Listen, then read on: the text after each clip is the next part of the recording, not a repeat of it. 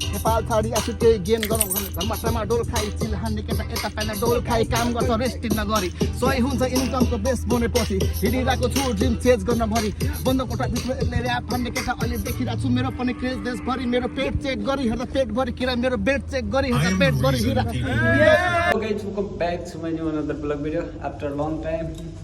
हैन धेरै पछि आउँदैछु म अहिले। त्यही हो गाइस, अब धेरै पहिला हाम्रो एउटा स्टुडियोमा गीत रेकर्ड भएको थियो हाम्रो दाइसँग। त्यो गीतको चाहिँ अझ भिडियो सुट छ। सो आज हामी त्यहाँ जान्छौँ। त्यहाँ भेट्नलाई म अब के गर्नु नयाँ ठाउँ सरेको गीती भा।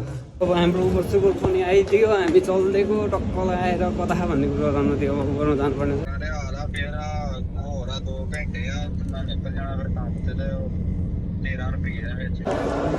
आज स्पेसली ईद हो नि त, ईद भएर मान्छे त पाप छ होइन।